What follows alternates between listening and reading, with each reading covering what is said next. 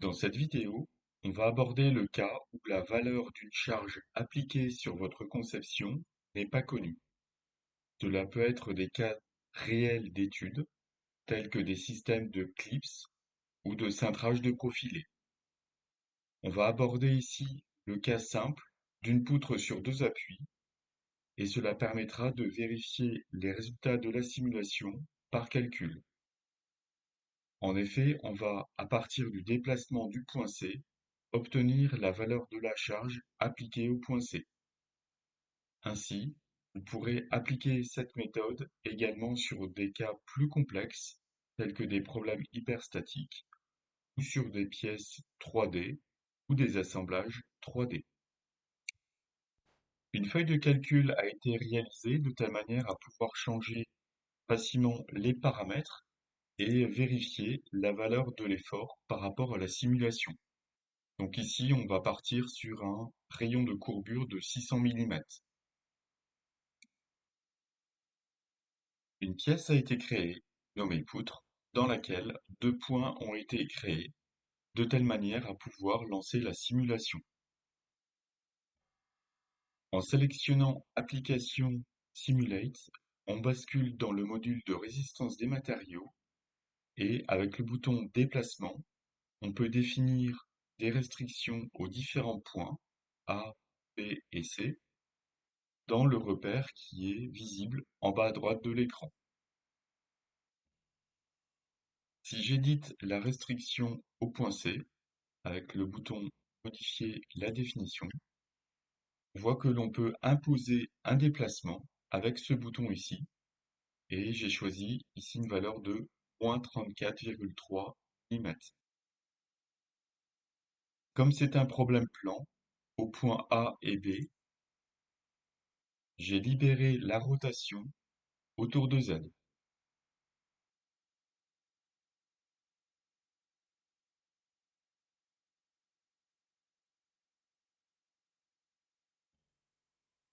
Sous l'onglet Affiner le modèle, j'ai défini une section de poutre avec un type rectangulaire et avec des cotes de 40 et 15 mm.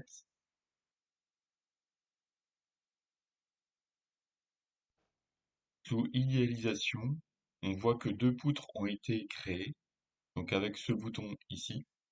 Et si j'édite la première poutre, elle a été créée d'un point à un autre avec un matériau et la section qui a été définie précédemment.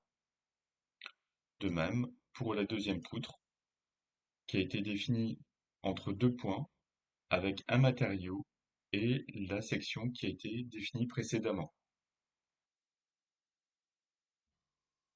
Une mesure de l'effort a été créée, donc avec ce bouton Mesure, et si je réédite la mesure, on peut lui donner un nom, choisir Force en dessous de grandeur, et sélectionner avec le bouton Restriction, la restriction à l'écran, et choisir la composante verticale uniquement, ici selon l'axe Y.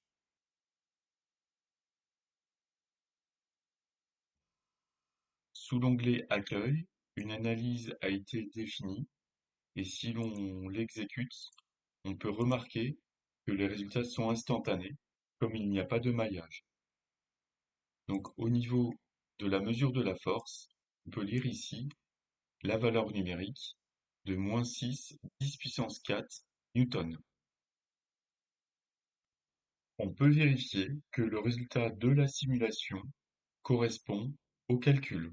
Donc ici avec un effort de 60 000 newtons ou 6 10 puissance 4 newtons.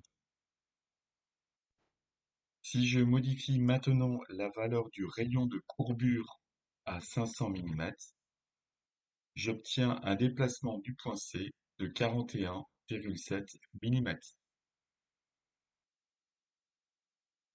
En modifiant maintenant la restriction dans le modèle 3D,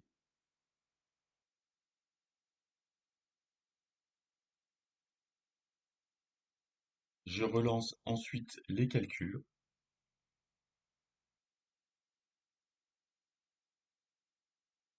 et j'obtiens une mesure d'effort, ici de moins 7,35 10 puissance 4 newtons. On peut vérifier là encore que la valeur obtenue par simulation correspond au calcul, avec une valeur ici de l'effort de 73 962 newtons.